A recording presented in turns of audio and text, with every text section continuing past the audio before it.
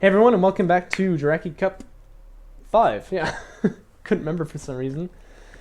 Entering now the round of 16 of upper bracket. We cast, I believe, me versus Coercer already.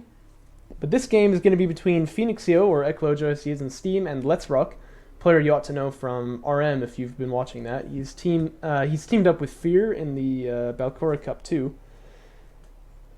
And the map is going to be Kalash Teeth for game 1. I don't see faction picks, but I'm just going to assume they pick CVC. This is both players' main faction. I don't think anyone's going to try to do anything sneaky there. You know, come to think of it, I remember hearing Phoenix saying he actually enjoyed going Soban when he was up against coalition opponents, that he could put like targeting jammers on that turret. But not going to be the case here. He's going to retain the base runner for this game 1 here. And I think that he is going to be a little bit behind on RU, actually. Or on CU, sorry, because he's not retired the base runner, but he still has like 2 on RUs here, so he's probably going to need more CUs than this, but I'll leave it to him. He's the one who does this build, so I can trust his methods a little bit here. LEV Fab starting for Letsrock. Oh, Shrikes is something in chat. Artillery is still a decent counter. Actually, so Conf generally has a large problem with BCs. Like, it seems so weird because Conf has got those missiles, and there's no way a BC is gonna dodge the missiles. But actually, like, BCs are a really good counter to Conf. It sounds weird, but it is.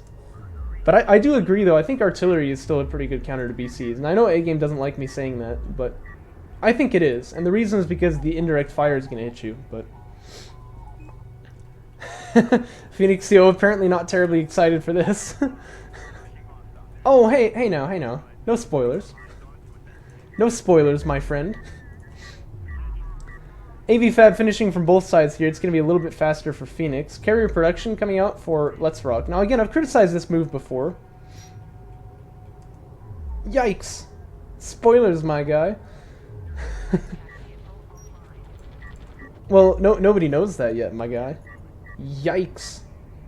Purge from the chat. Golly. Anyway, AV Fab coming out from both of them. So carrier production's coming out from Letsrock first here. I've often criticized this because I feel like you're not going to be able to build enough AVs to really justify this, and you definitely want to have Armor 1 now. So A-Game should ban him. Lol. This is kind of an interesting little like artifact fight right here. I don't know about like, I don't know. I'm not sure what like Phoenix was trying to get accomplished with this BR. It's interesting that they both just like kept the BRs though. Like I'm not sure because obviously the AV rush is more optimized if you don't do this, but neither of them were interested in like retiring the base runner and getting this rush more optimized, which is kind of interesting. But then they didn't put down any turrets. So I'm kind of confused like what the play here is. Anyway, probe is coming up here from Letsrock. It's going to scout things. Like you can see this probe from Phoenix already taking a bit of damage. Letsrock actually didn't go far enough in to see the tech, but I think he saw this AV, so he should know about this for sure. But we still don't have any armor from Phoenix. In fact, where did his money go? Is he not fully saturated here? Yeah, he's only got 5. Well, he's got the RUs for it, though, right? Oh, okay, yeah, he's teching it now. This is good. You want to tech this kind of like right before you take the fight, usually. This base runner, though, definitely out of position, wants to back away. Yikers. Also, probe getting taken out there by Letsrock's base runner, so. But this is a really kind of weird game that we've seen so far. This is a pity that this base runner is going to die, because I have a feeling that these are going to be pretty impactful in these fights, but normally we don't see this kind of gameplay. Base runner explodes into a pile of tires. Feels bad, man. But ordinarily, like, the meta thing in CVC is actually SC first. But if you do AV rushes, you usually are going to retire this base runner. So we don't see base runner versus base runner plays here.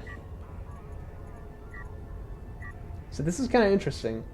Heavies 1 is done for Phoenix. We got 5 on this side, 6 on the other. So I'm not sure exactly how he's behind in production. I feel like he shouldn't be.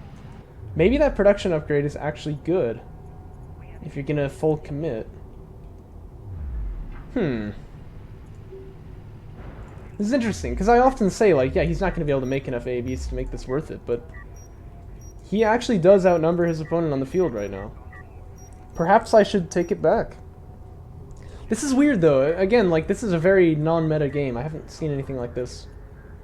And Phoenix is going to get carry production. So I think the problem here is that he knows that he... I think the problem here is that Phoenix knows that he's going to have field control for some time because his opponent doesn't really want to push. If he tries to push in though, he's behind on numbers. And look, this is what he's going to try to do here. Turret could actually be set up as well, so that would be pretty bad too. Smoke comes out, tries to like pull these guys into a string, which I think would actually work. So I think Phoenix is going to get away here, but there's often... There's always a chance in mirror matchups that someone's just going to get like snowballed onto like this. But see, oh no, why does he go back in? If he just ran there, I think he's actually going to be okay. But this is a fight that he can't win. This is really bad numbers. But Phoenix just, he had the field control because Letsrock wasn't going to push on him. He shouldn't have pushed in here, so instead he should be looking at getting his second base up. But this is actually what Letsrock is doing instead. And so all of a sudden I feel like Letsrock is going to be ahead in like every metric here. And obviously Smoke is out for both these two players. So AVs go down here.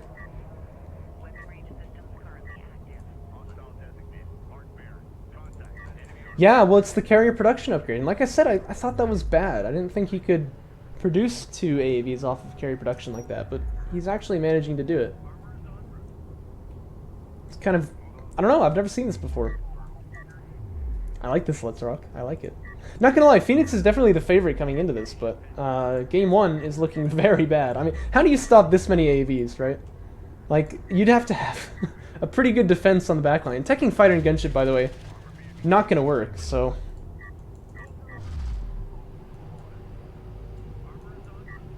That's true, again, we did that. I mean, I think it's kind of like... I was always getting, like, baby rage in the early days of, like, testing patch because I was like, oh, you can't do AS rush anymore, like, 1PC AS is just worthless. And you were like, dude, just stop trying to fight him when he builds AVs first, it's not that hard. And I think that's exactly the thing, like, if you encounter this in CBC, if you go AV rush and your opponent has AVs too, just back away, you know? I'm trying to keep field pressure, of course, but you don't want to push in like Phoenix did. Expand your eco, try to be faster than your opponent onto the uptake for the next, like, stage of the game. And that's what we're missing here. So you can see full base saturation is coming out for Letsrock. We do have Fighter and Gunship faster for Phoenix, but... Actually, I've got to say, I don't really like Letsrock's really conservative use of these AVs here. He could have actually pushed out with 9 of them onto this side, although he did take the 3 that were damaged, and he's getting them healed, so you can see the idea there, but he was a bit slow to attack. Just bombing it straight through the middle would have been better, I think. But you know what? The difference is he's not actually going to overextend here. He doesn't commit. And this is what Phoenix did that got him all those AVs killed. And Letsrock is just being a little bit safer, and I really like it. I love seeing hyper-aggressive players and stuff like that, but they also need to know when they can't commit, you know what I mean? It's tricky to get that balance, I know, but that's definitely, I think, what was missing so far. Fighter and Gunship done for both players, and Phoenix, by the way, going for double Gunship. I don't like this too much because it doesn't give you any option to, like, fight back against your opponent. You don't have any probes, you can't see what he's doing. This probe, of course, only owned by Letsrock here. So if he's going Fighter and Gunship as well, and he's got a bunch of Strike Fighters, like, you're going to be in for kind of a bad time. So many AVs on the field, though. This is crazy. 8 for Phoenix and 12 for Letsrock. This is unreal. This is going to be a fight that Phoenix has the numbers on. It's 8 versus 6.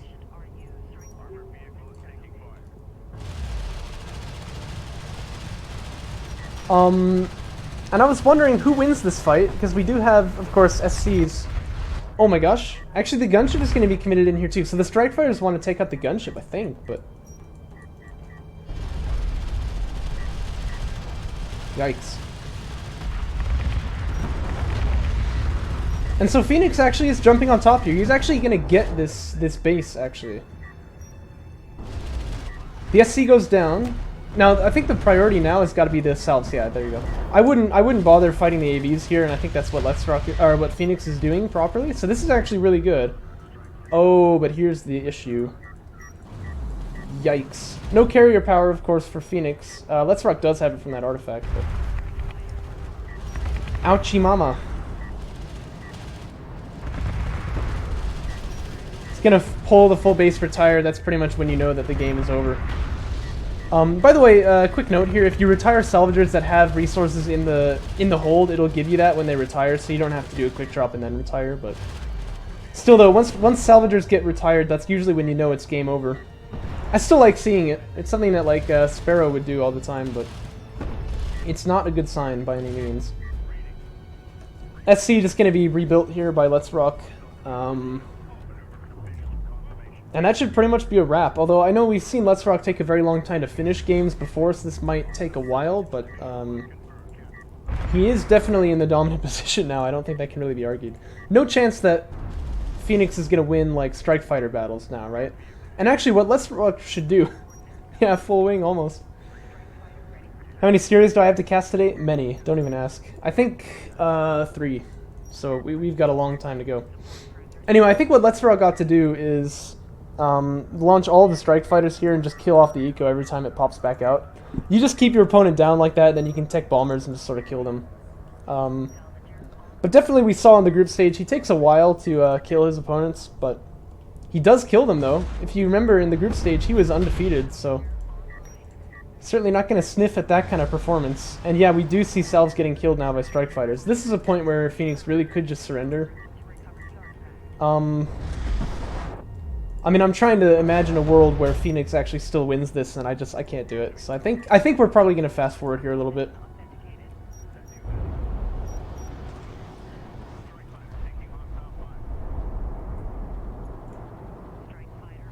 You know, you'd be surprised. I have some interesting techniques for remaining spoilerless when I cast these games.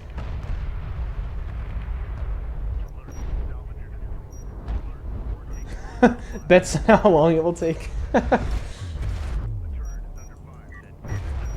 Take a drink every time his opponent could easily have killed him, but he just hasn't. Look, there's actually an AA turret up now. Hold up. Phoenix is like stabilizing here. What the heck? How is this even possible? Hold on, I'm confused, man.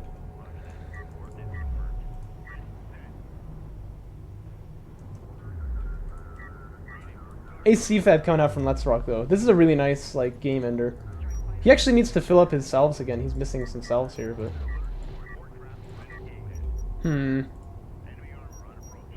Because, like, look, when this gunship is here... I mean, it's dead, right? Like, this should be a dead gunship any day of the week.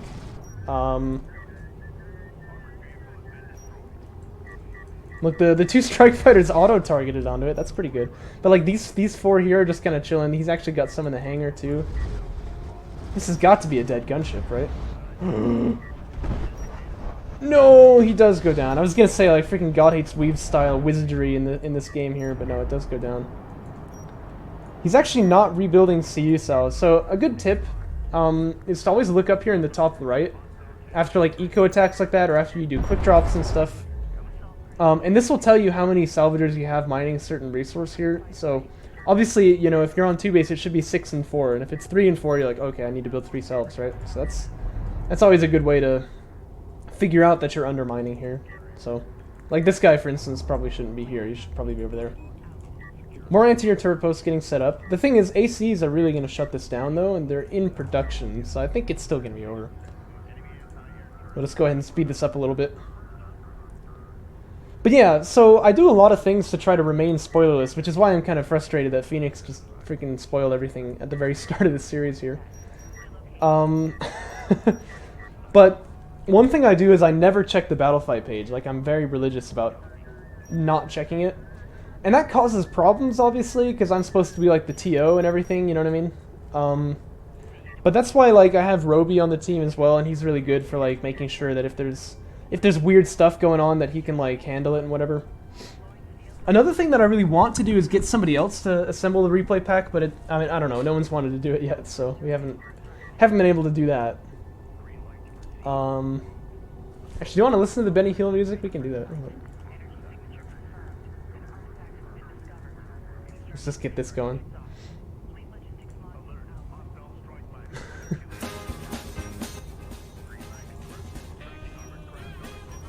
Anyway, so those are some things that I do to try to remain, like, spoilerless. But the big thing is the replays, right? And this is why I'm always telling people that there's a very particular way I want them to submit their replays, because if you put in like four replay files, right? I know that there were 4 games in the best of 3. For instance, Phoenix, he said already what the outcome was, but he also put it in the replay pack, so I knew it. Just the reason why I'm kind of annoyed about that is that chat didn't know, right? So I mean, it's still kind of a spoiler for you guys, but and like the viewers on YouTube and whatever. If you see names on replay packs, you already get spoiled. Oh, that's another thing though, because I don't Oh, you did, didn't you? I probably should have taken that one. ... It's okay though, because Phoenix ended up spoiling it for me anyway. We're gonna keep this in Chrome though, just so that we can use it for later games if we need it. But anyway, I'm always telling people to get the replay packs set up in such a way that I can't know like what the matches are, right? So the way to do it is that if there's by the way, next map is Torn Crater, and then we're gonna go to Boneyard. This is picked by Letsrock. The way that you gotta do it is you have to put like folders for game 1, game 2, game 3, game 4, and game 5, even if they weren't played. And then the thing that does, obviously, is that if I see, you know, 4 replays, I know that there were 4 games. But if I see 5 folders and I haven't opened them yet, I don't know how many games there are. So that's a really good way to like keep that hidden. Also would help if they were doing the pick bans properly, because I noticed they picked them as they were playing. They picked them as they were playing, which means that like they didn't show up properly, right? Like they have in their pick ban document, they've only got like 4 maps picked because they only played 4 maps. So do you have to put stuff in them? Yeah, I think so. I'm not sure though, because like I feel like on my PC, if there's a folder that's empty, it goes to the top of the list even if it's not alphabetical. So I'm pretty sure that you do, but I don't know. I've heard that that's not true for everyone. By the way, Phoenix doing a little bit more of an optimized AV rush here. I like this. So Base Runner Retire comes out. He's mixing it up here. Now, if his opponent is keeping with the Base Runner, he probably should be able to get map control. But again, don't Yo, A-game, you idiot. Yeah, classic toxic bozo count. Anyway, you don't want to push in necessarily, because there could be a turret up, right? So rather than pushing in, you know, you need field control, you need to get an SC, you need to get more eco than your opponent. But I'm afraid Phoenix probably won't do that, but it remains to be seen. AV Fab, though, very early timing here. This is probably 29-16 or so. I could do math, but I'm kind of too lazy. But your memory issues make every watch a new experience. Hey! That's pretty handy. That's pretty handy. Someone mentioned also, by the way, like, wouldn't seeing the names on the replay pack spoil it for you? Yes, but that's why I don't check. So I don't check the tournament replays channel until I need a replay. And so, yeah, I don't actually know. I don't look for it. So like when quarterfinals are played, for example, I'm not even gonna check the replay channel until I've finished casting the round of 16, because obviously quarterfinals are gonna have spoilers there. Like, let's say we have a game between like No Fun and Shrike or something, right? I think that's probably likely. If I see those names though, because right now we don't know. No Fun could be beaten by Bratgaya. They are both German after all. Shrike could be beaten by whoever the heck it is who's... Are you mad that I lost 3-0 to Castle Case? Well, I wouldn't know. But yeah, so I obviously don't want to check the tournament replay thing, because I don't want to know if these games were like done. So that's kind of my reasoning for that. Turret placement, by the way, kind of bad here. So base runners, you gotta know, they put their turret down behind the base runner, so if you want it on top of a hill, you go like just a little bit past it, and then it'll get plopped right on the ridge here. The reason this is kind of a bad positioning though, and Phoenix can see it, by the way, he knows the positioning of that turret too, is that it's not going to be able to shoot people on the approach. It only is able to shoot them once they get to here, as opposed to being there. So I mean, I think the difference there is pretty noticeable. And I think if I'm Phoenix, that means, you know, hey, green light, go for it. I mean, you can do whatever the heck you want right now, because Phoenix is very good at AV pushes. We know that already. His opponent has very badly placed this turret. That's kind of like that's a green light to go, you know what I mean? Bozo trying everything he can to avoid getting spoiled, and Phoenix trying everything he can to spoil him. Yeah, pretty much. A-Game even assembled like a nice replay document, replay folder to like make sure that I didn't get spoilers, and then Phoenix just pops into chat and tells us the tells us the thing, tells us how it's gonna work. Parallel on the line of the peak. Oh, hey. Now that's an idea. You know what? I never thought about that, dude. I know that sounds stupid, but I never thought about that. Shrike is right, though. No probes here from Letsrock, and he's going to move the BR out into the open now. Big problems here. Now, if you ever get a bit of coaching from Shrike, or from Discara about how to do, like, SC first, he'll always say, you'll hear this many times, that he gets triggered when people don't build a probe. And he also gets triggered when people build a probe before they make LAV fab. And there's a couple reasons for it. But this base runner is not clear to move out until you know for sure there's not an AV push and there's not strike fighters. And so, like, it's really important that you keep this base runner at home and you have a probe out, so. A lot of things wrong here, I think, from Letsrock's play, but he is still kind of new, I think, to DOK. And he's doing pretty well already, so I can't really knock him for that, so. By the way, PhoenixYo actually going to take an engage with the turret, but he's able to do it. Again, I think because of the bad positioning there. Two salves get just yoinked instantly, so that's pretty nice. And it looks like Letsrock going to prioritize RUs here. Phoenix is out of smoke though, but so is his opponent. So this is a time that he wants to be moving to here, probably. You get high ground there, actually, against the salvagers, and just chunk him, you know, just do as much damage as he can do. This AV here also not committing in, but I kind of am okay with it. Okay, he is going to get some salves, though. He'll take out 2 more, I think. But I doubt he gets these guys. So this is actually still really good damage done from Phoenix. Again, you really have to pull off the line if you're getting hit by AVs. Salvagers move at 75 speed, AVs move at 80. So, I mean, you can run really effectively. So, if you just don't hold off for too long, which is what I always do, you're going to be okay. You're going to be okay, and you can pull off the line pretty effectively. Look at this. This AV actually is getting in here. Now, he could smoke as well, but... Oh, boy. Yeah, a little bit of smoke, I think. Maybe could have gotten another salvager kill, maybe even 2. So that would have been pretty nice to see also. And instant missile battery fab coming out. I think he saw AirTech. He saw the little target on the back of the carrier there, so that's probably wise. But what he really needs now, I don't think, is more AVs. I think he needs... I think he needs support cruisers. Also, yes, A-Game, I noticed that as well. If you didn't know, AVs were given area of effect damage because the intent of the change was, even though their damage was greatly increased, they still were kind of bad against Strikecraft, right? So it was like, okay, look, make him able to hit maybe like 3 of them at a time. Maybe this will fix it. But actually, it's made them really effective against Salvagers, so. Turret, by the way, getting set back up right in the same spot. So here it goes. Yeah, I don't know about that, because this is, again, just not really ideal. And I feel like Letsrock should have seen this from the last push, like, oh man, that turret just instantly died. Maybe there's a better place we can put it. To be fair, it's Tauren Crater. I mean, there's nowhere really that good that you can put turrets down, but, like, here is definitely better than there, so. But the thing is, Phoenix, no expansion off the back of this, so.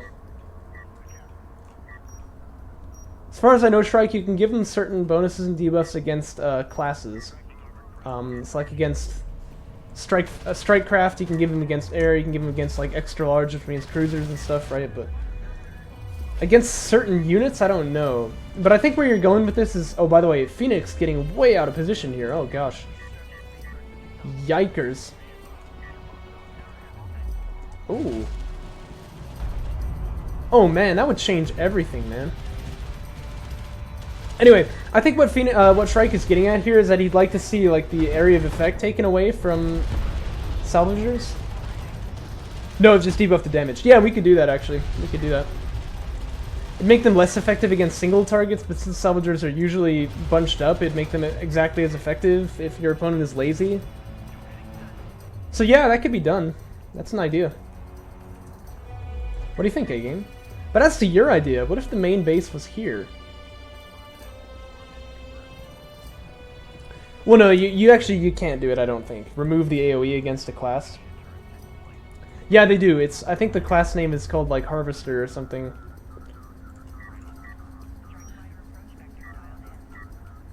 Although it may remove the AoE from the depth packs too, but like, oh no. I think that would be okay. No, it wouldn't, because we actually tested this when we did base run or nothing. I don't either, but that would maybe be a good change, I don't know. By the way, Phoenix has gotten anti-air, he's ready for this, but he keeps them with the army. He doesn't need them with the army, he needs them with the salvagers, I think, so. Again, it's kind of like it's bad game sense by Phoenix. He knows, but like, look, my opponent has got air. So now I need to be defensive and I need to move up onto 2 base, but he's just trying to attack. I feel like he's kind of just running into a brick wall if he keeps doing this. So 2 salves go down, no strike fighters are lost. That's not really what we would expect. The missile battery came out pretty late. And there's no way he's going to be able to make this push, and I think honestly he just gets run over here too. Well, it's 6 on 6. This is even, I suppose, with the mortar. Probably he makes it out, so... He's not going to lose this army, I guess, but you also need to be really careful on Tauren because there's obviously, you know, this is a downhill run into the crater, so you need to be really careful how you move there. What's the armor like? Phoenix has the armor, but... Oh yeah, because this turret was actually able to shoot at those guys, wasn't it?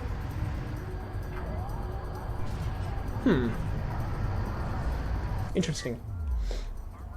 But yeah, you can see, like, in a game where your unit's loss tab is looking like this, if you're going to win, it means that you're on more bases than your opponent, but he's already really outdone here. So this is just kind of running into a brick wall, you know what I mean? And air was just, again, really a good choice, and ACs are out even earlier this time, so Letsrock is adapting here, but I don't think Phoenix really did. He did adapt, I'll say, with the base runner retired there. That was good. And it got him a lot of damage. He actually really kind of devastated his base, but the follow-up just wasn't there. And what PhoenixYo does, I always say, is that you think he ought to go for eco, so you start expanding, and then he comes back in and just kills you, but I'm not seeing it, you know what I mean? I'm not seeing it. It's not compelling enough.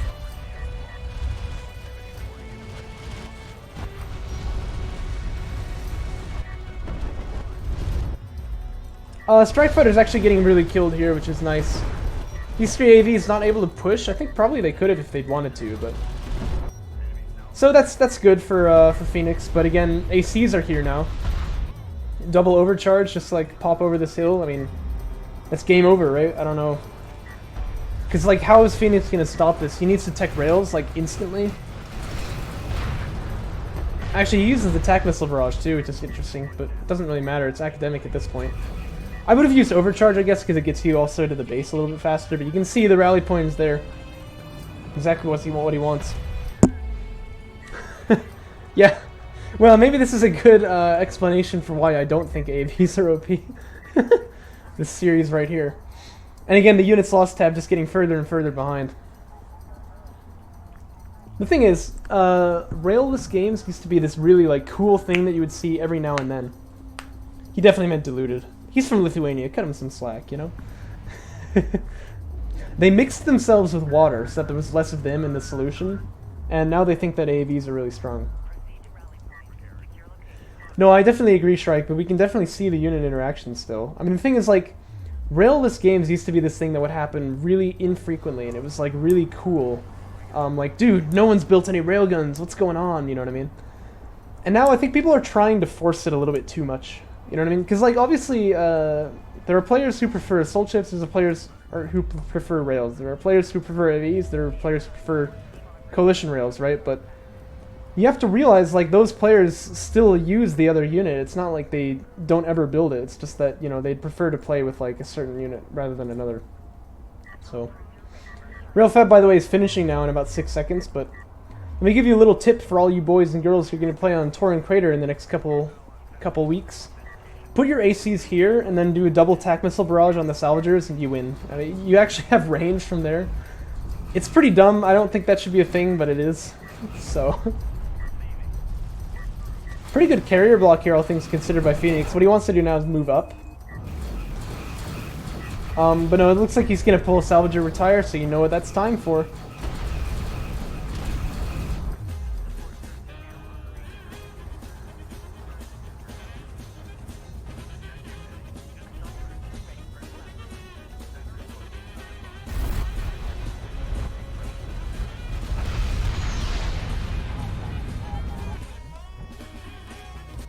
And yeah, it actually is still a thing with the decreased range.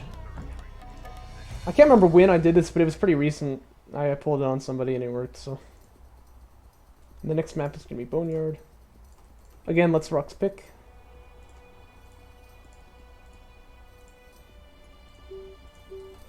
What did you say? I didn't catch this.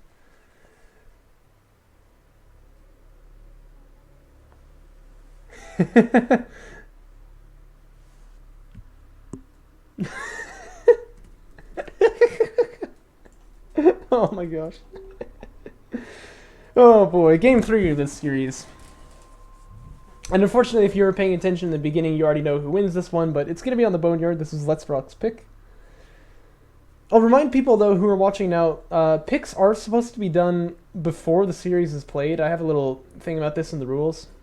So you're supposed to pick factions first, ban 2 maps, and then pick 5 maps, and then you start playing. Which wasn't done in this series, but it's okay. So these are actually reactive picks. So why do you think Letsrock picks Boneyard? I wonder if there's some thinking behind this. Honestly, the games we've seen so far, I can't really think of like why anything would happen. I feel like this is just sort of a map that he knows or something.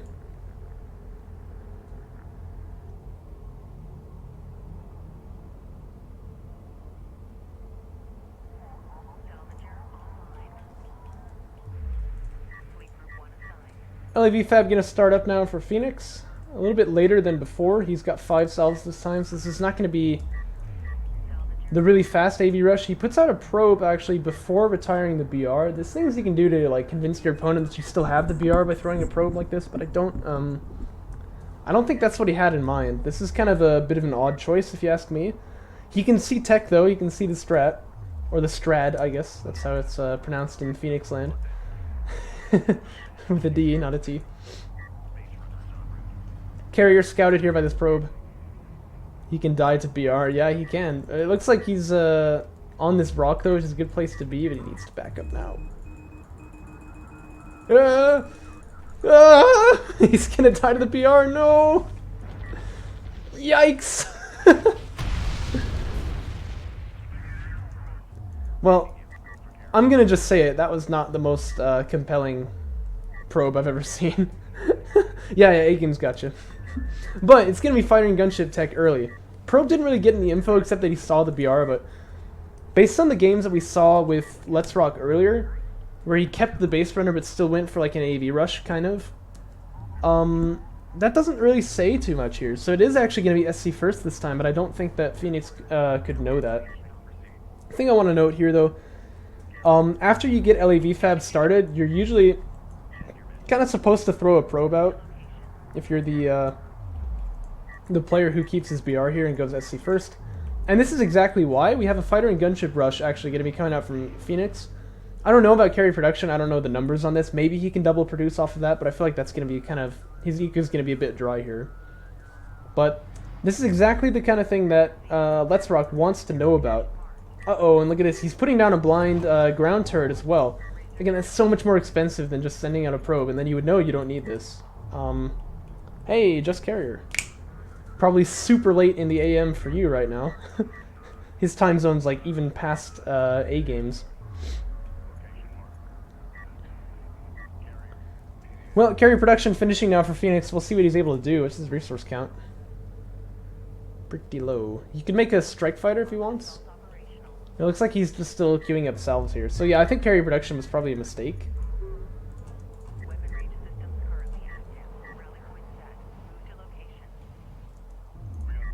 Well, you know, you could actually just be up early. I wouldn't know. So I shouldn't judge.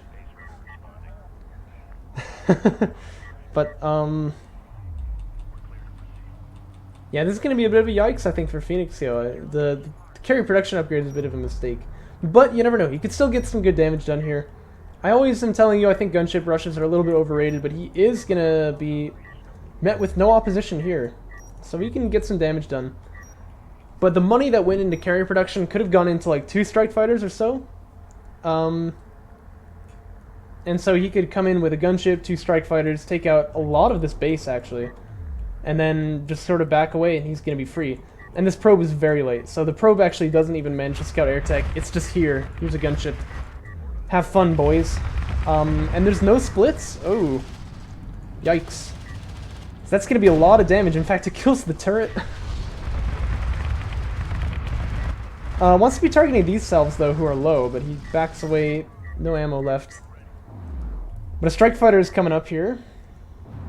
Interior turret post is here, though, so he needs to be careful. Is he A-moving? I don't really know what happened there, but he died. So that's a bit of a pity.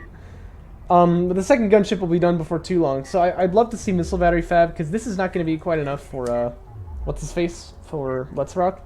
As for base runner inventory, I think actually that's not too bad. Because Phoenix could be attacked by AVs now. Like, look, he sees these coming, in fact. So, you know, make a couple base runners and then you can get turrets like boop, boop, boop. But you're right, there's no base runners. And again, carry production upgrade. It was too early. He didn't need that. And teching into AVs here as well is, I think, a bit irresponsible. But this SC is busy. He's at work healing stuff up. He actually healed this logistics module, I think, before these salves. So I think that these gunships are actually still going to hit for some damage. But if you're going to do a one-base play like this, you need to be making your opponent pretty much on one base as well. That's like the way. You know what? One base straight into bomber fab. I don't know. It doesn't sound like the best build, but who knows? Maybe it works. This gunship needs to dock, though. Yikes. He's actually going to get killed by this... Oh, you know what? The SC took him out on his own. Plus 20% repair. Oof. Don't want to be giving that to your opponent. This turret, I think, is actually a bit poorly placed as well. Yeah, look at that. It doesn't have vision on these AVs here. So again, turrets need to be put on the top of dunes, not on the back of them. And one of the gunships is going to have to be relegated to defense here. Power 1 probably ought to be teched. We have a bit of a washing machine moment here from this carrier. But there's AVs up in the hood. They can smoke.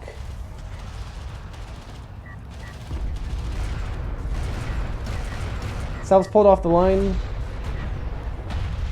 And, yeah, it looks like he's actually going to be okay here. Oh, no, look, he's just...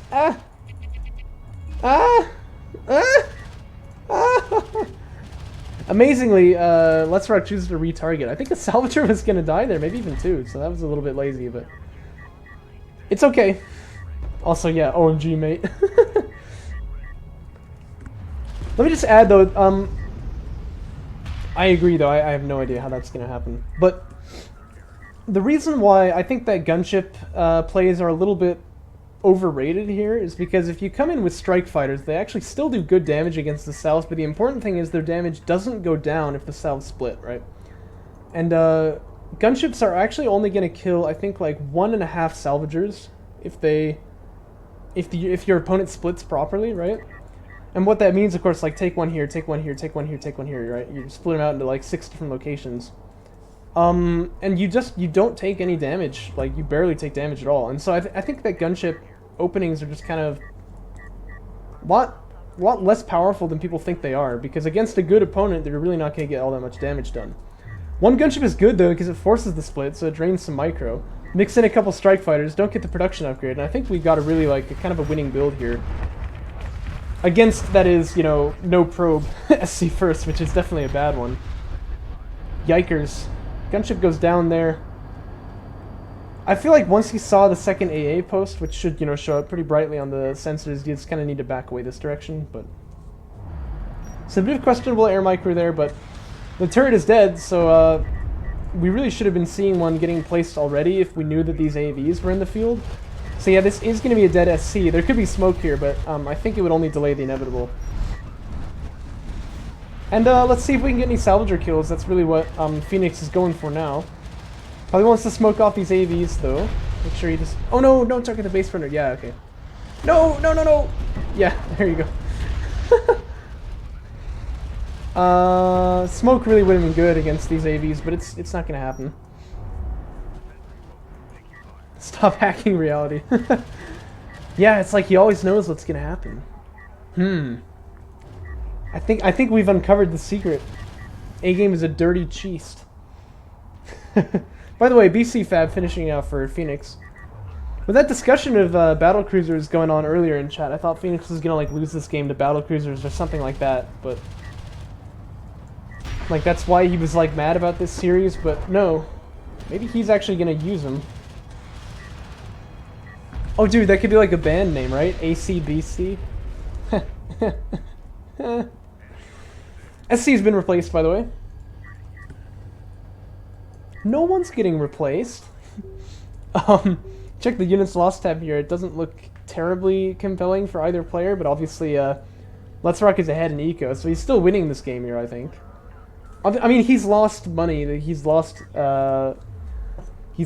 know, that base a couple times now, I guess. But, I mean, the thing is, like, he could have avoided that first stop with missile batteries. But even so, he has the army and his opponent doesn't, so he's actually still ahead. I know it looks like he's taking a lot of damage to the main here, but, like, that's not enough. If you want to win, you really have to do better than that, so I'm a bit nervous here for Phoenix, even though I already know the outcome of this game.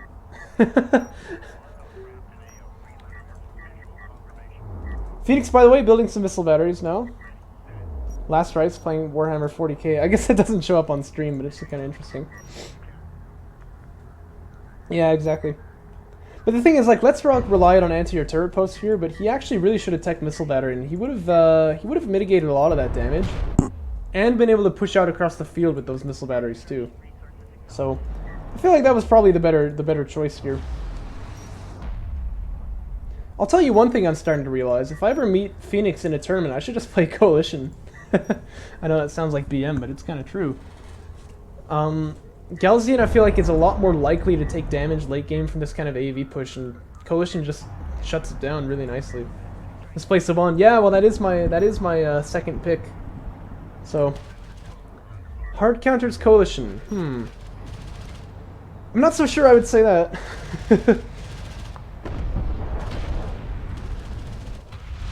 Sal's taking damage here. This is good from Phoenix. Managed to get through. This, you know what? This isn't even a party bus. He's just driving across the field. Yikes. I don't know. Oh no, we're gonna have a teleport. Oh, it didn't teleport anywhere though. Okay. I was like, this is BM. Although I would have known he didn't do this on purpose, but you might be right. You might be right though, Shrike, that Savan has a strong matchup in CVC. And I definitely think that that kind of stuff is certainly up to player interpretation. So like you might certainly be stronger in SVC instead of CVC. But as for hard countering, I don't know, because Coalition has such a safe eco build, right? Like you can just go up to economy really safely because of that turret. And Soban is still pretty safe with ALMs. They got Sunder, but I feel more nervous. You know what I mean? So, oh yikes. Hey, but you wrecked A game just now, right? I'm gonna say, if you play the way that you played against A game in your series with no fun, it's gonna be insane. Like, we're gonna have a lot of fun watching that one. I like the gunship here. Obviously the gunship doesn't contribute a huge amount of damage, but you know, this is what happens though when battle cruisers fight ACs. It's not pretty, and these strike fighters want to kill off this gunship, but there's actually double missile battery here, which is doing a really good job of killing them. So I think this gunship will go down anyway, but PhoenixYo keeping it with the missile battery so long is going to confirm a lot of strike fighter kills off the back of this. Yeah, best of 33, right? Like first to 17 wins. That would be a thing, wouldn't it?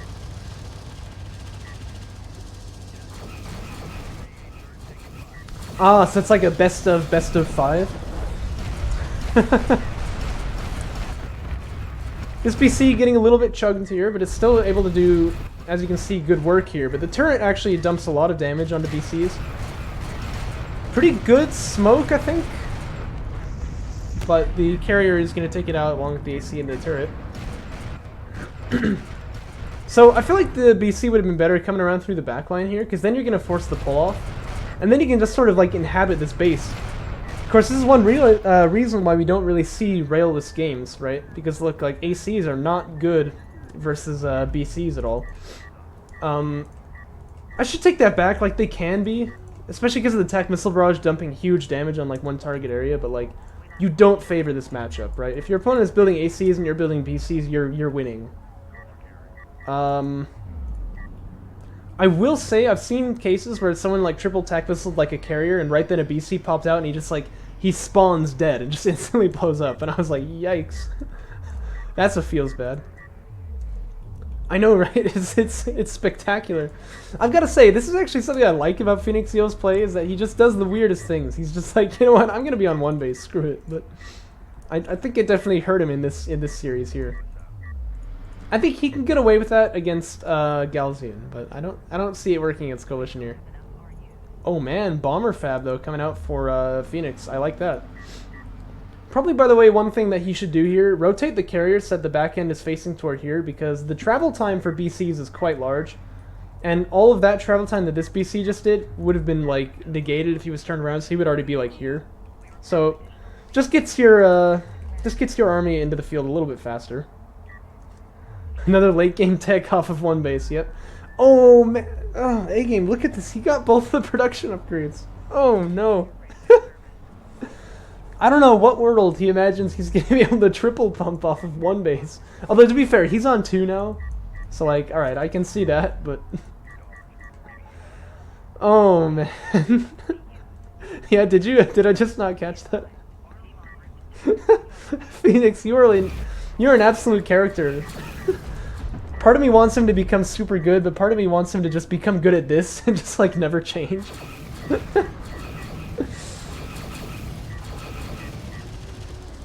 Overcharge, maybe gonna keep this AC from taking as much damage, but he is gonna be okay here. But as you can see, BCs versus ACs, again, not really a matchup that you want to take. And these two taking down to extremely low health, although it's really good for Phoenix. Never mind. I was gonna say it's really good for Letsrock, and I said his name wrong because I always do. That he's actually gotten both of them out on low HP, but no.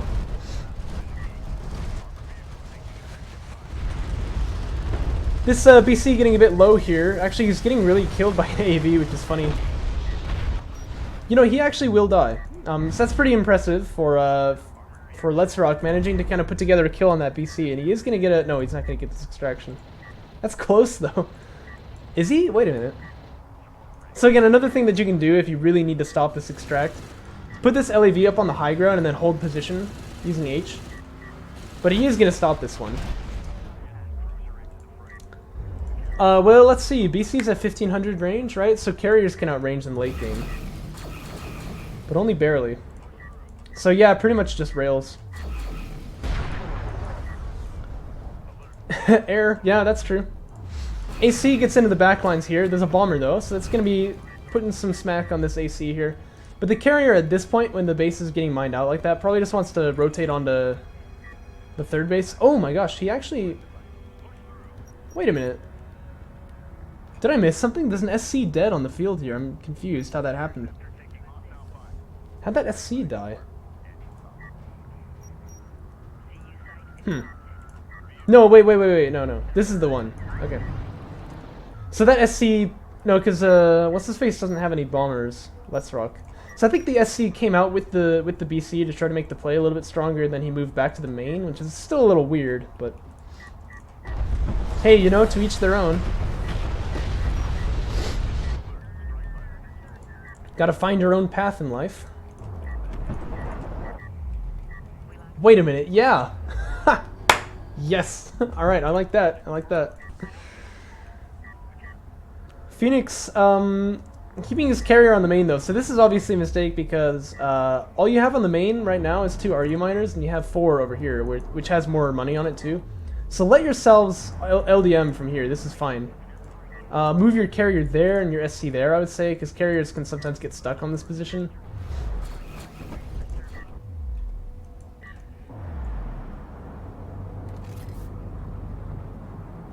This bomber gonna escape. He might derp and like have to take 2 rotations. No, he just docks instead, which is nice. Second bomber here, gonna Put some grief on this AC. You know, heal could be popped here, because you probably expected other bombers coming for you at some point, but just gonna choose to push out instead. It's a little bit risky. But this is still looking bad for Phoenix, I'm not gonna lie. Like, he just doesn't have the money anywhere on the field here. We are mining out on the mains, right? But I mean, that's not gonna be good for Phoenix, obviously, because he doesn't have his other bases, like, situated.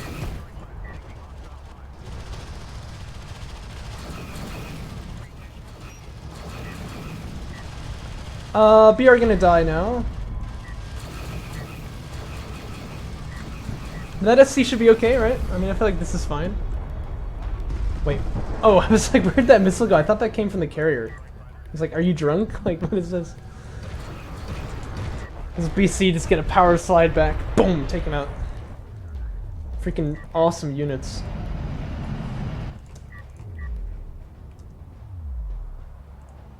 But again, Phoenix moving his carrier back onto the main, which is pretty much mined out here. So it's weird choices all around, I would say. 2 SCs are popped here for Letsrock, but he's still not on his third, and that's definitely where he wants to be. You see him building salvagers here, right? The thing is, you've got 4 idols on the main, which is mined out. So you send the 4 over here, you don't have to build anymore. Hidden advantages of 2 base. Oh, that's true, there are no BCs on the way.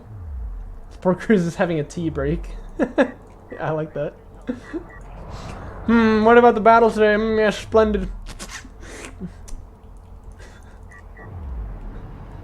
You know, I'm gonna agree with you, A-Game. Because Phoenix didn't go undefeated in the bracket, did he? I don't think so, but Letsrock did, and Phoenix, of course, we've seen recently. He's just fun to watch. So this was not exactly expected. SC Snipe coming out here. I don't think it'll be confirmed, though. Yeah, because you need 3 bombers to kill moving SCs. Good thing to know, though, if you're a Coalition player, if you're stationary, you will get killed by 2 bombers. So, always good to be moving. There's also some micro Phoenix can do to make sure this guy docks first, but it doesn't look like he's interested. Oh, you won't? Oh. So it leaves him with 200 minus 12. Or plus 12, right? 212 damage? Interesting. I guess the real threat is salvagers then, right? Like, if you pop in, you can chunk all the salves with 2 bombers. Although salvagers themselves, do they die in 1 hit to bombers? I guess they should, right?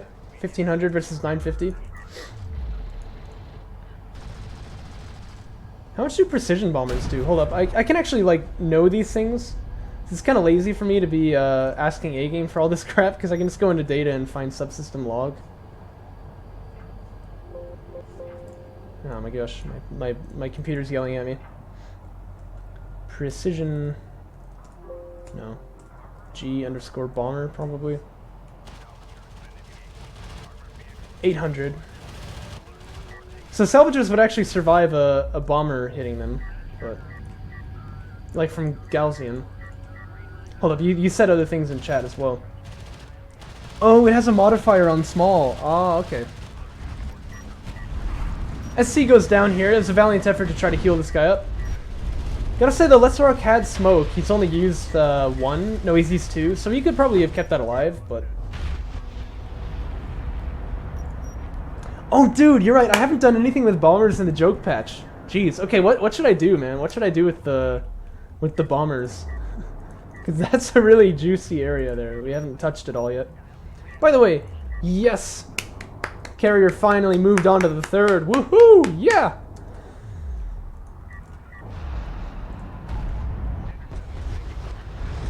Well, we did the Savon bomb gunship being railguns, and it didn't really work because you couldn't see it.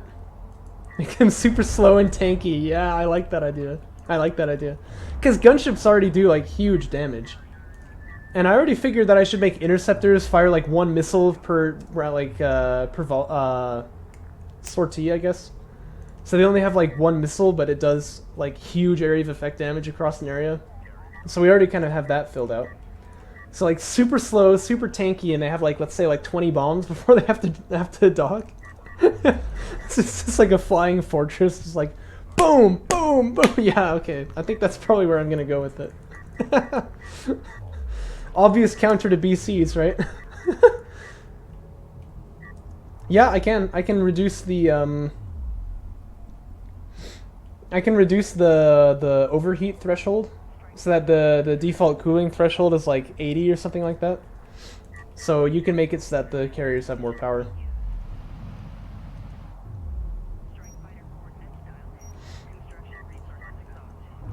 You mean overheat damage or what?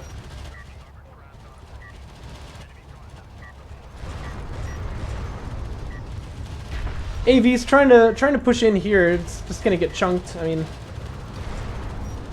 AV versus BC. It's not exactly the best matchup. Bombers though in a bit of jeopardy here, so they drop some bombs on the AVs. The strike fighters are in the hood, but it looks like there's actually pretty sufficient anti-air.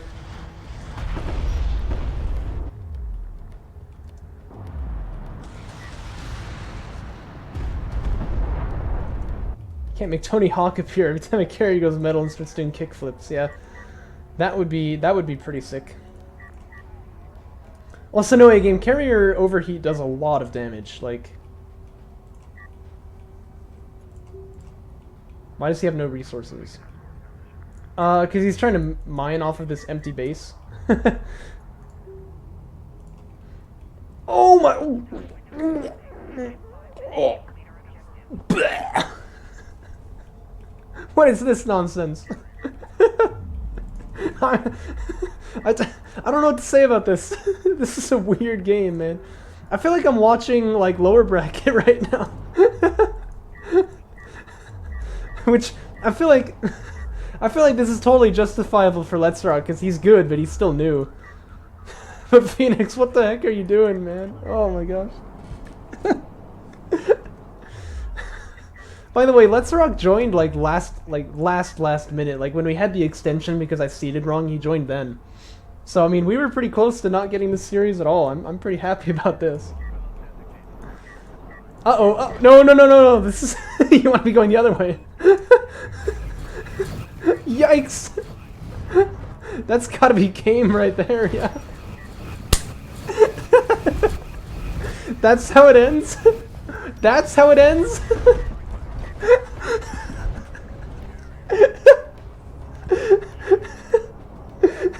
You know your opponent has 4 BCs on the field and you just walk into Fog of War? With like a power 1 carrier. Oh no. Okay. Yeah, well, you're one to talk, right?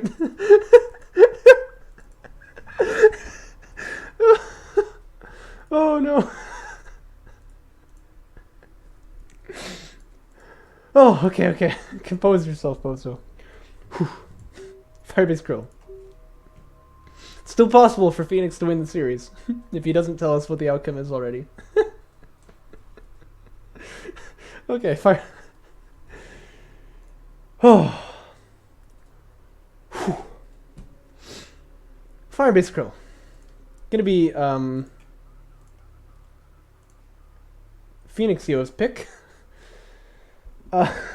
This is actually a really good map pick, I'll just say, because PhoenixYo is very good on this map. But he does GVC on this map. Actually, one thing I'll say, I feel like we didn't really prep PhoenixYo for JC5 very much, because I've got to say, this is actually one of his first... This is one of his first, like, CVC, like, real matchups. I think he's played against A-Game before. I think he's played against Orb as well. In fact, he played against Orb in the group stage or something, right? But he doesn't really have much experience with CVC, I'd say, because only, like, A-Game would have really played it straight, and I bet he wanted to do Conf anyway. So, I guess that's actually probably, like, the missing piece to this bizarre series, that he really does not have much practice with this particular matchup. Also, I'll look into that, Wuji, because that's hilarious.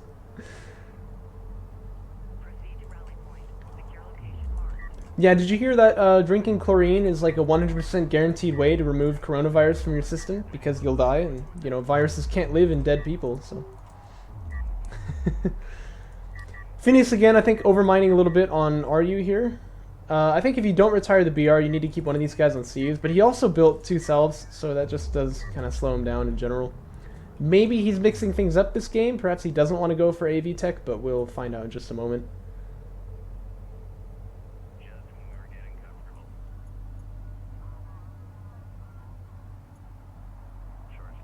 No, it's actually going to be straight into fighter and gunship. So this is what he did last game too. I mean, hey, if it worked, but the obvious thing he needs to do is don't get carry production, because that dried up his eco. All the kids eating Tide Pods were years ahead of the curve. Yeah, true, true. But yeah, carry production, of course, is going to be a big mistake. Now, I think the reason he did it was because he sees, like, look, I'm floating, right? This happened last game, too. Oh! Yikes. And by the way, I'm going to retract my statement about overmining on RUs if he's going to go fighter and gunship first, because he does need the RUs to do this, but... The problem is, like, yeah, you end up floating, but you're not going to be floating in the end. Build salves with the CU float, and then you need those RUs to build strike fighters and stuff, and you're not going to be able to... You know, you're not going to be able to get carry production when you do one base strike fighters like this. As for Letsrock, though, carrier production is on the way for him, and he's going to be on 2 base pretty comfortably with this SC here, but again, no probe, and this is the thing. This is the, what do you call it? Like, development that I want to see from his plays. I want to see him probing before he builds a turret like this. As it stands, building this turret is a waste because you're not going to be attacked by the ground, and you could know that if you had the probe come out first. Not to mention, this is still late, so I mean, if you had an opponent like Discara do an AV rush against you, you would die if you did this. Whereas, you know, if you probe first, then you'll be able to see, oh, okay, we need to hold on 1 base, get our turret set up, push him out onto our second, and then we can move out. So, well, you're right, Vittoria Boom. I don't see any witches around. I guess he's got a point there. Vitor. Oh no, it's Brazilian, right? So you have a funky way that you pronounce your R's. Can never get around it. Fighter and gunship on the queue here. Gunship is done for Phoenix. Second one is being produced. I think that 2 actually indicates that it's on the 2nd slot or something, but it's a broken system. They really need to fix the production tab, I think. A-Game, I think, looked into seeing if he could modify this, and it was just impossible.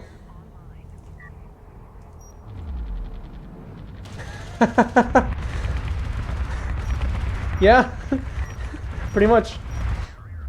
No, what you really need to do is pull out your largest scales and measure her against a duck.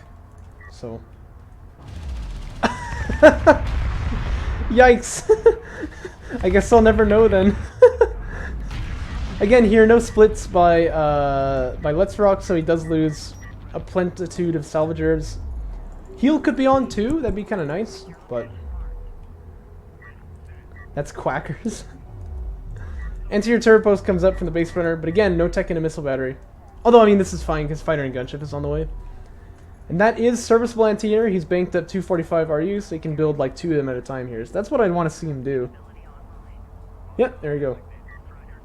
So he's probably going to be fine. Like, oh no. So Phoenix is also attacking the other base, but again, this one here has damage solved. That's where you want to be.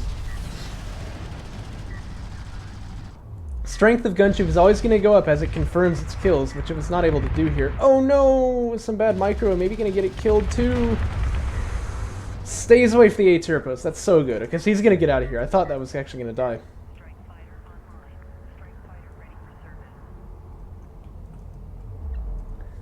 I don't know. I thought DOK's campaign was pretty decent. It could have been better, but it was still a homeworld campaign, which is always pretty good. Some things just felt unpolished, though, you know?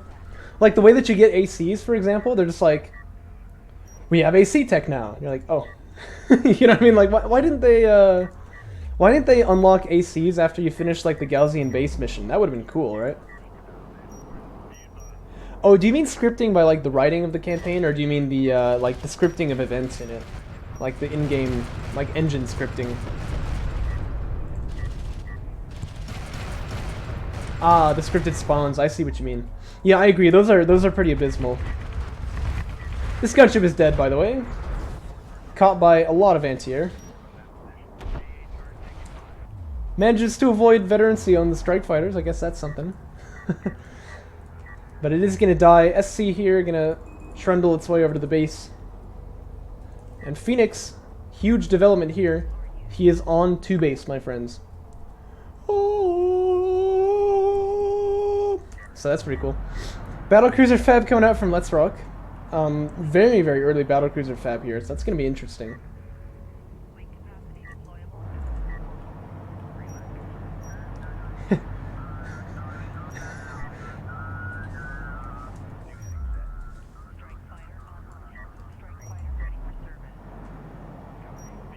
This layout for 2v2, do you mean like having them spawn on these 2 sides rather than here and here? That'd be pretty interesting. After this game is done though, I want to go back on a Tauren Crater and just like think about what A-Game was talking about with the changing the spawns. Because that could be really cool. And obviously the precedent is there. I mean, we changed Galzian territories. I think it was actually SSSS who made that layout. But it's not like we're averse to using unique layouts for different maps. Slightly dreading the 2v2 turning because of Firebase and Shallows. Yeah, I know what you mean.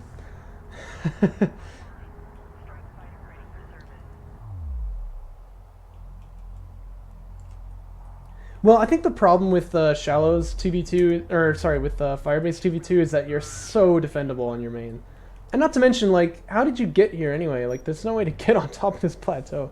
Whereas, you know, it makes a lot more sense in the 1v1 layout. Like, yeah, you came from over there. You know, you came from over there, right? So, like, that makes sense to me, but...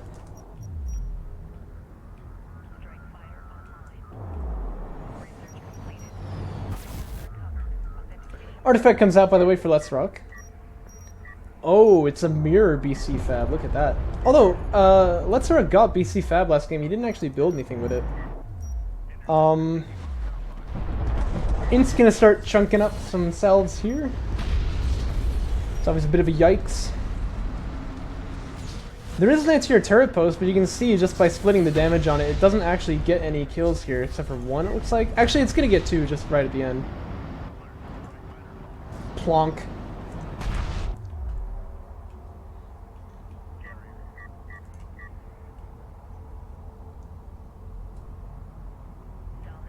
Yeah, it's interesting that Firebase Krill doesn't have camping problems in 1v1.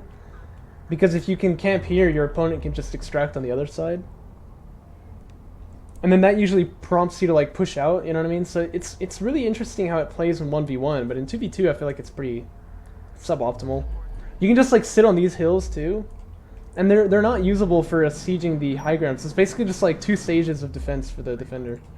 Which I'm not really a big fan of. Whoa! What the... Oh my gosh, this is a lot of LAVs. Where did this come from? You know, you could probably just slap the SC out of existence like this. That'd probably be the move, I'd say. Just kind of right-click on that dude, now that he's got the salves out. No damage upgrade, that would have been kind of nice. He's got the money for it, but... Holy moly. And strike fighters are good, of course, against LAVs, but they don't chunk them like, you know, gunships do, so...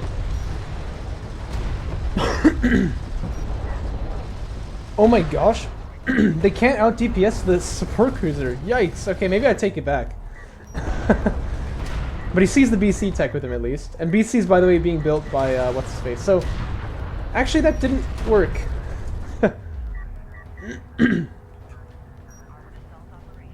Yeah, I kind of agree, Shrike. Although I've got to say, it was a pretty godly move that you managed to carrier block him so hard like that.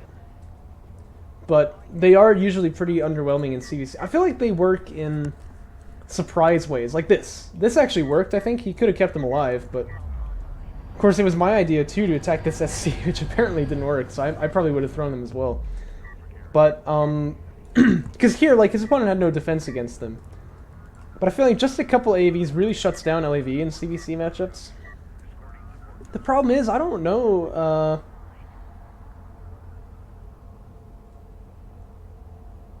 I don't know how to fix that, right? Because, like, they're so good in GVC, and I feel like anything that you... I mean, they're not, like, so good. They do have problems there, too. Maybe a little bit of a buff is requisite. But if you make them valuable again in CVC, I feel like they're just going to be kind of trash in GVC. Or sorry, Galzine is going to be trash in GBC because they're going to be too good, the LEVs. Although, I gotta say, if you could just find some way to give them self-healing, I feel like that would fix everything, but it'd also be a really weird dynamic between Skim versus LEV fights. You know how MS only, try SC only. Oh boy. A damage buff? Could be, but again, you start worrying about the Sandskimmer LEV matchup, because it should be that LEVs lose when they start on top of each other, and if you buff their damage, like back to vanilla levels, then they're actually going to win in those fights. And then you could make Sandskimmers win the fight by increasing their health, but all of a sudden AVs are worse against Sandskimmers again, and then AVs need a buff and LEVs are still weak against them. So I don't really know, it's complicated. I agree that they need something in CVC, but I don't know what it is. And how to give them that something without ruining other matchups, I really have no idea. Oh my. This is quite a fight building up here. Oh, dude, that's a good point, because they can actually already, I think, do damage against Savon carriers when you, like, put damage 2 on them. If you put him, like, if you give him a bit more, like, damage per shot, they're actually going to kill Savon carriers. That'd be hilarious. I actually pretty regularly get kills with Sandskimmers on carriers these days. Because when I do...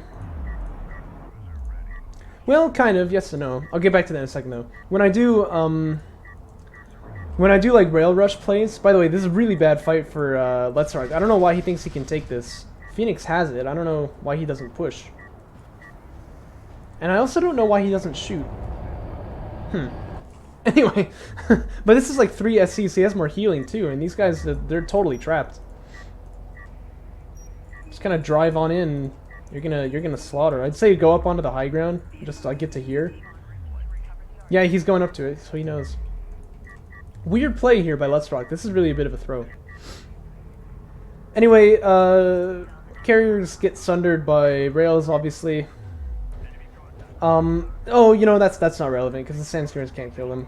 Like, they can't do effective damage, they do 1 damage per shot, but you, I don't know, you get the carriers so low with the railguns that, like, Sandskimmers can actually finish them off, and so it's actually something that I do fairly frequently, where I'll finish the game by having a lot of damage already on my enemy's carrier, and I'll just kind of run the skims in and just kind of shut them down. And yes, Strike, you are 100% correct. This is a time when killing the carrier would be really good here. He has actually SCAA. I don't know if I noticed, if you noticed that. He's got rails too with Mag Excel, which is really good. And he blocks the artifact. Excellent. That was a really good turret placement there. Strike Fighters are going to kill it, but it was worth it.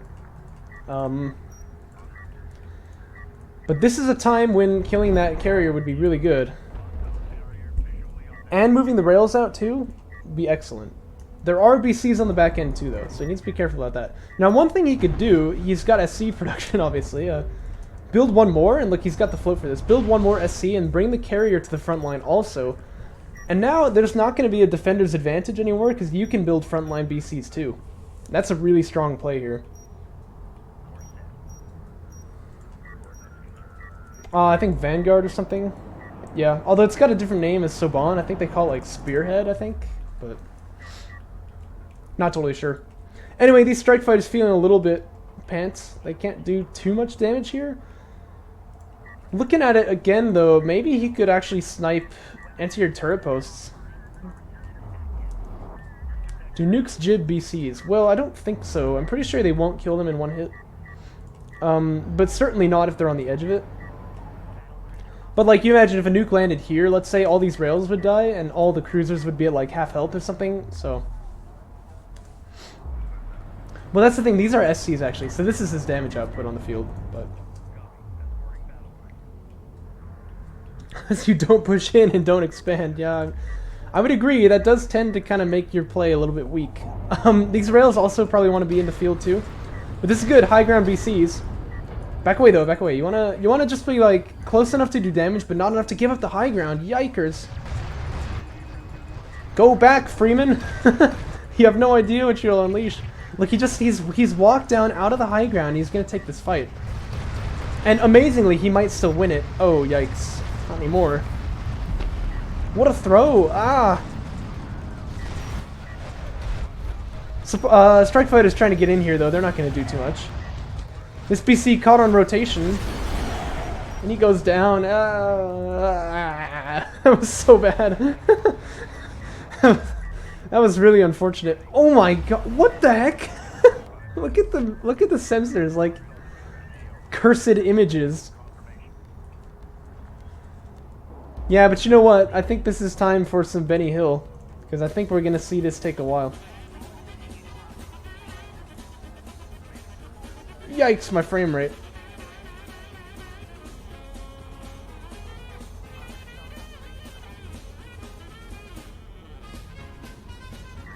He's not pushing, no. just push out. This is like, oh no.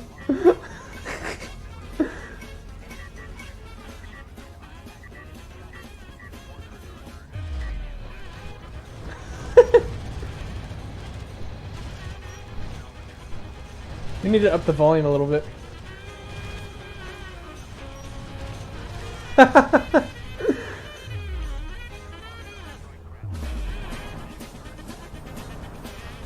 Here.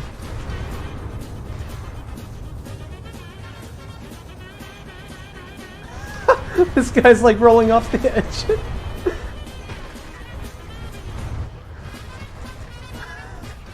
Imagine trying to fight this from low ground.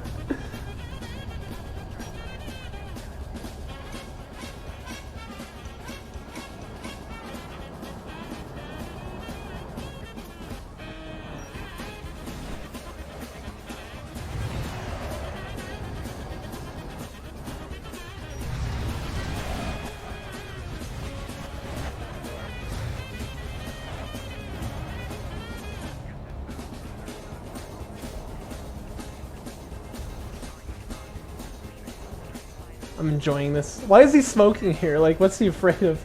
I guess they're all kind of low. Yeah, maybe that makes a bit of sense. Although, again, one of the really big strengths of BCs is that they can backstep. Like, you have a 5 here. Imagine if you had 4 here. You're pretty much just as scary, and then you move 1 around like that side.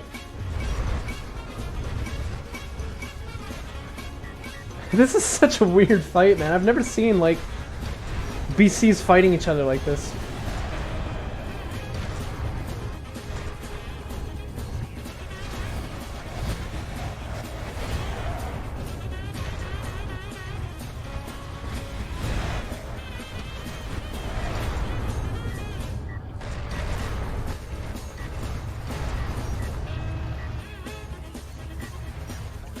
And the pitch just keeps going up and up. I love it.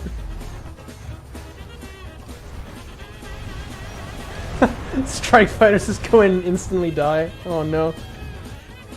And why is he pushing with 2 but not the rest of it? Oh no.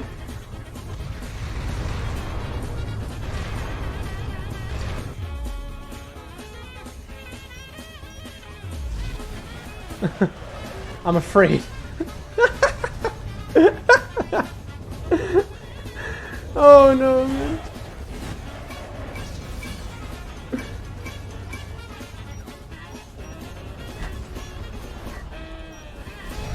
He's waiting for him.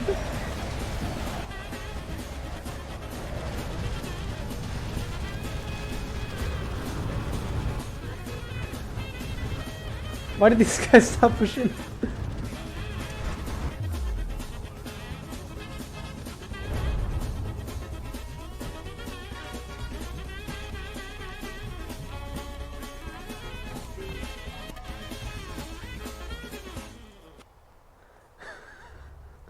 What a freaking thing, my friends. I agree, Strike. I agree. Oh no. What a freaking series. Well, 4-1. 4-1 to Letsrock. Or 3-1, sorry. I can't even... My head's off right now. No, this won't get copy striked, I don't think. It'll get copy claimed, right? So obviously obviously I'm not gonna get ad revenue off of it, but like my YouTube channel getting ad revenue, imagine that. So copyright strikes don't really happen in cases like this. Holy moly. Well, we're done.